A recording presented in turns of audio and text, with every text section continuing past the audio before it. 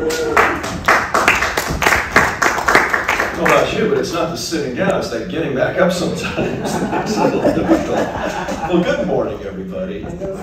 God morning, I should say. It is a God morning, and we have this lovely wet weather here, and I'm just enjoying this. I don't know about you, but I know it's going to get hot in Southern California at some time, and so just seeing all the flowers and the plants just soaking up this beautiful water that we're getting in all its forms is just really nice. So there is only one presence and one power in this universe. And you're not it. I'm not it. Never again, what he's saying. You know, I've been taught unity that I'm the one. Well, yes, you are. But there's an important distinction here, and we're going to get to that. So today we're going to learn how to allow wow. And what is our wow? We've heard about that wow factor, right? Oh, that person's got that wow factor, right? We see somebody doing something crazy, we use that word wow, like wow. It's used a lot these days, but that wow factor, that's what I'm getting at, that wow factor. What is that, and how can we express that? Well, our wow, in this case, what we're going to look at today, our wow is that divine power within us. That divine power within us that sustains, that strengthens, and guides us. Tom Robbins, a noted author, a fiction author, says this in his book, Jitterbug Perfume. The highest function of love is that it makes the beloved a unique and irreplaceable being. And so it stands to reason, if God is love, and we are made in its image and likeness, then it stands to reason also that we are unique creations. The totality of our physical, mental, emotional, and spiritual makeup. There is no other entity on this world or the next that's exactly like us. In Psalm 139, verses 14 through 15, the psalmist affirms, I praise you because I am fearfully and wonderfully made.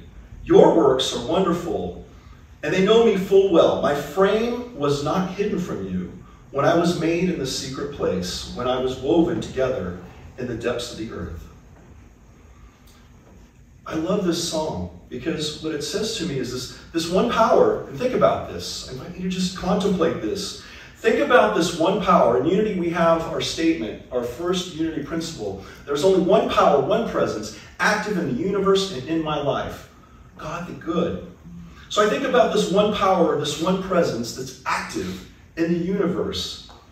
This power that is all powerful, all present, all knowing, is all creation, and is expressed. And I just say, wow, when I was created. So this entity, this energy, this creator, whatever you want to think of it as, think of this power, when it created you, when it created me, it was taking a look and it said, wow, look what I did. So we have a place in this universe. We have a place in this universe and in the plan as unique pieces in a perfect puzzle, a perfect picture expressed in the completion of a divine puzzle. So think of yourself as an individual piece. You ever seen a big puzzle?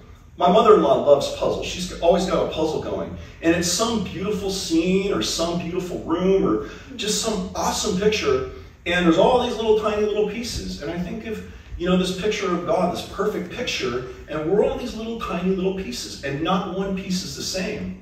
You ever put together a puzzle and you're almost done and there's like 4 pieces missing? What would that divine picture look like?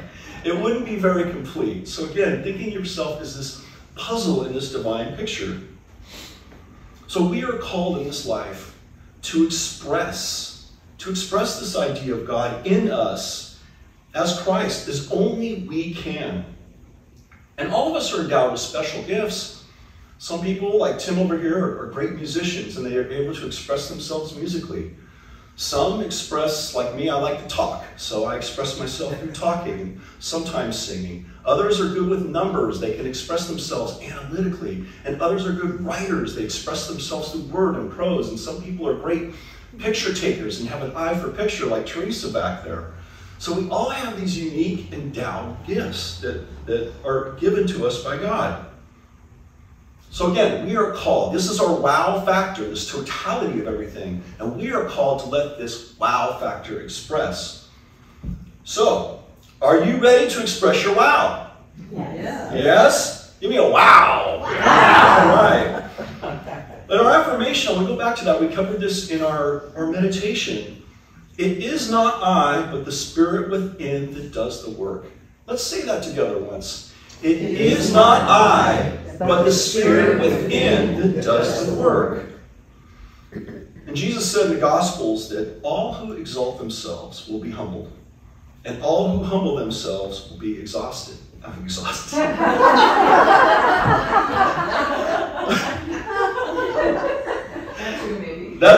Maybe. All who exalt themselves will be humbled, and all who humble themselves will be exalted. That sounds better. I'm like, wow, I don't want to be humbled. That's the case. That's exhausting work. It can be sometimes, I guess. So the key to allowing our wow is simply humility. And what humility is not, because humility can have this bad word, and it also goes back, Jesus stated this idea of humility many times throughout his teachings and his Gospels. You know, his Beatitudes, blessed are the meek, for they shall see the kingdom of God. We have this idea in our society about humility and weakness, that it's somehow like, oh, woe is me, I'm this lowly worm, this lowly piece of dirt on this planet, and I am worthy to see the light. That's not the case at all. Humility is not weakness. It's not being servile. It's not being lowly. It's not viewing yourself as lowly. Humility is actually true power. It's the absence of false pride. And when I think of true humility, I think of some of these martial arts guys that really, it's a sense of, it breeds a sense of confidence in us. So humility is knowing your power, and the fact that knowing it, you don't always have to exercise it or use it. You have control. You have dominion over it. The more humble you become, the more potential for power you actually have. So to access this wow factor, we have to get ourselves out of the way. And when I talk about ourselves, I'm talking about that little small self, that little ego self, that small self with a small s, that's the worldly self. So we need to get that self, that little I want, that little inner 2-year-old. We have to kind of put that to the side and open ourselves up to magnify this greater power. Humility is allowing the Christ within to express what we are to the world, rather than making that assertions ourselves. So we see, like on Facebook and especially social media these days, everyone's like, oh, I'm great, I'm this, I'm that, wow, look at me, I'm doing great, this is the title I have, or this is my accomplishment. And true humility gets that out of the way. We don't need to do that. Humility says, rather than striving to be somebody, isn't it better to strive only to be yourself? And remember how we talked about we are unique creations, right? We are unique and beloved creations, and we're fearfully and wonderfully made, and there's only one of us. So if that's the case, we know that. We don't need to blow our trumpet out there and say, oh yeah, look at me, this is great, I'm doing this. Because it all comes from God. It all comes from Spirit, it all comes from that Christ within that endowed us with that power. So who could be better at being you than being you? If you're dissatisfied with who you are, what you are, it's not a spiritual dissatisfaction. It's really a dissatisfaction with what we've allowed ourselves to become. And humility is the key. Humility is what puts us back on that track of knowing who we truly are. as children of God, as those special and wonderful creations, it puts us back in touch with our true wow factor and where that wow factor comes from. True humility is complete authenticity. And I love that word, authenticity. Now think about that word for a minute, authenticity. What does it mean to be authentic? Truly authentic.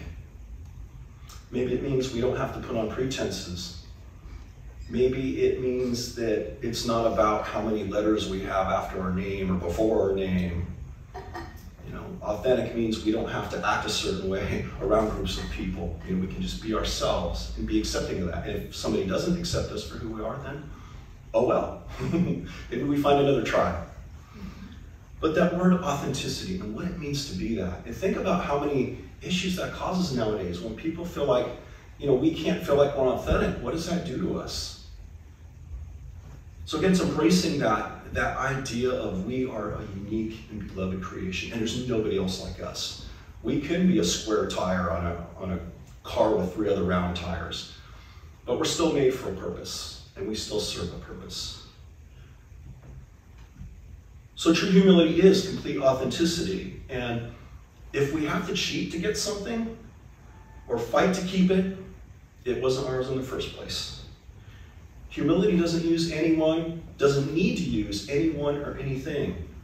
It simply allows. So if you picture humility, it's like when we are humble, we just let that door open. When we let that power of God just flow through it, that expression of God just flow through us, just be us, as us. When whatever channel we are.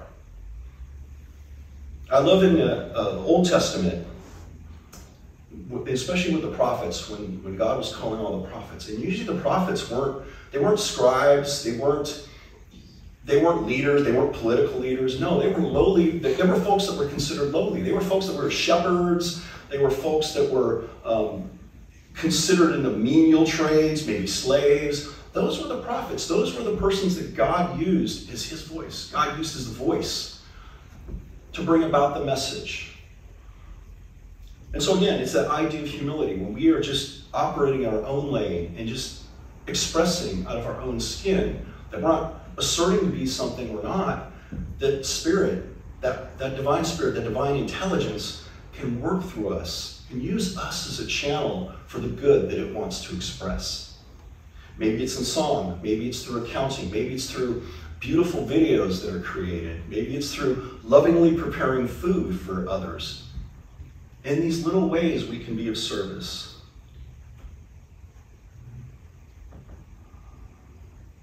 So in closing, humility is simply an admission to ourselves that God did a better job than we did.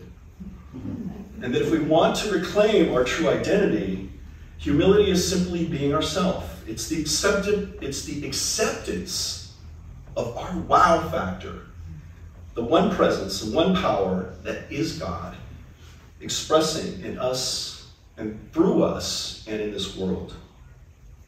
And again, humility doesn't have to use anyone or anything. It simply allows. Humility is getting ourselves out of the way so that God can be more active in us. The more God is involved, the less problems that will appear in our lives, because the problems do not exist in God's world. So my brethren, my fellow travelers, I just invite you to walk forward this week and just with a sense of awe, with a sense of wonder, a sense of appreciation and gratitude that you are fearfully and wonderfully made, and that nobody can express God like you do. And we each have that talent and that ability. So stay open to that, and God bless. Namaste.